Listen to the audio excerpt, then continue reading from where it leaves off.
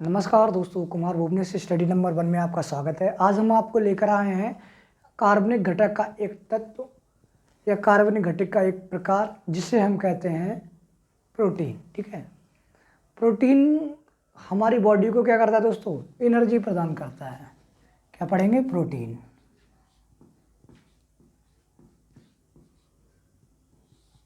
Protein पढ़ेंगे दोस्तों। ठीक है, प्रोटीन क्या करता है? हमारी बॉडी को एनर्जी प्रदान करता है। ये कार्बनिक घटक का एक प्रकार होता है। प्रोटीन हमारी बॉडी को एनर्जी प्रदान करता है। कितनी एनर्जी प्रदान करता है? 4.0 किलो कैलोरी पर ग्राम। कितनी? 4.0 किलो कैलोरी पर ग्राम एनर्जी प्रदान करता है हमारी बॉडी को। ठीक है, लेकिन क्या होता है, ये प्रोटीन जो होता है सबसे ज़्यादा हमारी बॉडी की कोशिकाओं का विभाजन करता है। हमारी बॉडी में कोशिकाओं का विभाजन करता है। ठीक है, इसलिए क्या होता है, हमें प्रत्येक दिन कितनी प्रोटीन लेनी चाहिए दोस्तों? 80 से 90 ग्राम प्रोटीन पर डे लेनी चाहिए। एक मानव के लिए, मनुष्य के लिए कितनी लेनी चाहिए? कितनी चाहिए? 80 से 90 ग्राम पर डे।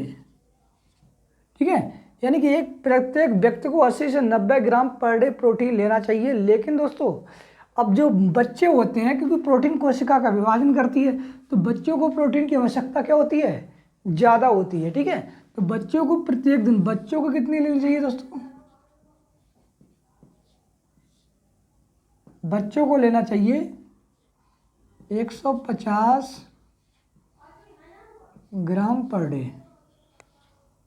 ठीक है, बच्चों को 150 ग्राम पर डे लेनी चाहिए और मनुष्य को 80 से 90 ग्राम पर डे लेनी चाहिए। ठीक है दोस्तों, क्या होता है, प्रोटीन को क्या कहता है?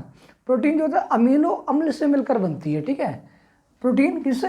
अमीनो अम्ल से बनती है। लेकिन क्या होता है, प्रोटीन कई प्रकार के हमारे एलिमेंट से मिलकर बनती है, जिसका हम आपको एक फार्मूला बताते हैं। ठीक है, प्रोटीन का फार्मूला होता है कोन्स, CHONS। ठीक है, कौन सी फार्मूला आप याद रखिए। आपको जो हमारे प्रोटीन किन किन एलिमेंट, किन किन तत्वों से मिलकर बनते हैं, आपको सब मालूम हो जाएंगे दोस्तों। ठीक है, ये हमारा वो प्रोटीन कौन कौन तत्वों से मिलकर बनता है? देखिए, कौन्स, कार्बन। कौन्स क्या हो दोस्तों? कार्बन। ठीक है, क्या हो गया? कार्बन। एस से हाइड्रोजन। ठीक है, ओ से ऑक्सीजन।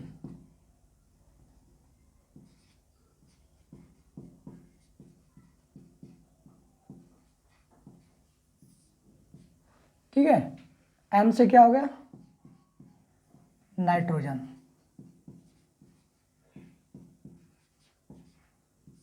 ठीक है, एस से क्या हो गया? सल्फर।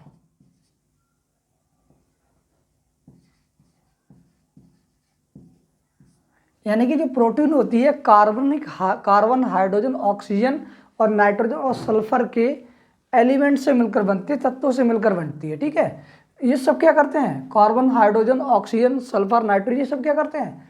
अमीनो अम्ल का निर्माण करते हैं। ठीक है, अमीनो अम्ल से क्या बनती है? प्रोटीन बनती है। क्या बनती है दोस्तों? प्रोटीन बनती है। ठीक है, अब देखिए प्रोटीन का हम देख लेते हैं। ठीक है, अमीनो अम्ल किससे बनती है? अमीनो अम्ल से। यानी कि प्रोटीन बनती है अमीनो अम्ल से।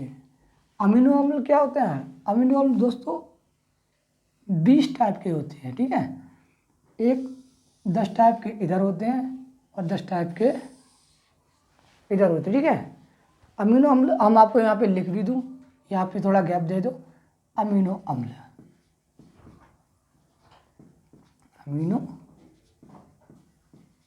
अम्ल। ठीक है, अब अमीनो अम्ल दोस्तों 20 प्रकार के होते हैं। कितने प्रकार के होते हैं? 20 प्रकार के। ये कितने? 20 प्रकार के होते हैं दोस्तों। ठीक है, 10 टाइप के होते हैं। 10 टाइप के इधर होते हैं। जो 10 टाइप के जो होते हैं वो आवश्यक प्रोटीन कहलाते हैं और 10 टाइप के अनावश्यक प्रोटीन कहलाते हैं। ठीक है, कितने? ये अनावश्यक प्रोटीन हो गए।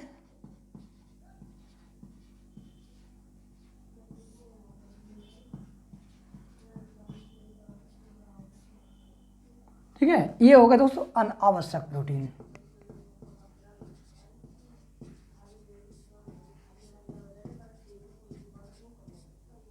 ये 10 प्रकार के हो गए और ये 10 प्रकार के हो गए। अब इन्हें अनावश्यक प्रोटीन क्यों कहते हैं? क्योंकि इन प्रोटीन की आवश्यकता तो होती है, लेकिन ये क्या होता है, इनका जो होता है हमारी बॉडी में निर्माण अपने आप होता रहता है। जो अनावश्यक प्रोटीन होती है उसका हमारी बॉडी में अपने आप क्या होता रहता है, निर्माण होता रहता है। और आवश्यक प्रोटीन ये हमारे लिए बाहर के तत्वों से मिलकर हमें बाहर के तत्वों से लेनी पड़ती है, तो इसलिए इनको आवश्यक प्रोटीन कहते हैं। लेकिन दोस्तों आवश्यक प्रोटीन के जो सोर्स होते हैं, क्या होते हैं, आवश्यक प्रोटीन हमें बाहर से लेनी पड़ती है, उसके कुछ सोर्स होते हैं, ठीक है, क्या होते हैं, सोर्स, जिन्हें हम कहते हैं स्रोत, ठीक है। आवश्यक प्रोटीन के स्रोत होते हैं। आवश्यक प्रोटीन जो होती है ये हमें जंतुओं से भी प्राप्त होती है और पौधों से भी प्राप्त होती है, ठीक है। क्या जंतुओं से प्राप्त होती है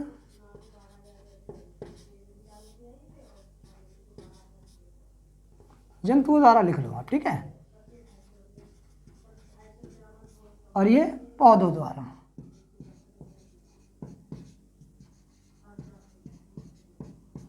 ठीक है दोस्तों, जंतु द्वारा, पौधों द्वारा। जंतु द्वारा में क्या प्राप्त होता है, दूध, दही, पनीर, मुर्गा, मछली। क्या, दूध, दही,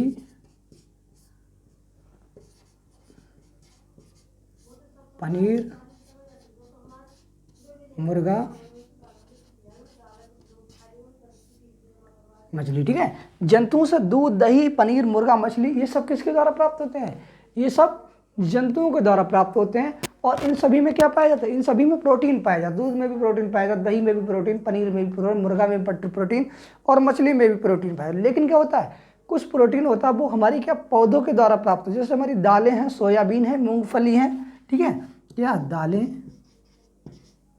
सोयाबीन,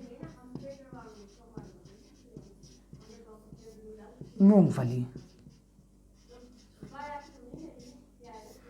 दालों से भी प्रोटीन पाया जाता है, सोयाबीन में भी प्रोटीन पाया जाता है, मूंगफली में भी प्रोटीन पाया जाता है, ठीक है। अब क्या होता है, प्रोटीन तो हमारे लिए बहुत ही आवश्यक है। ये प्रोटीन का हमारा थोड़ा सा टॉपिक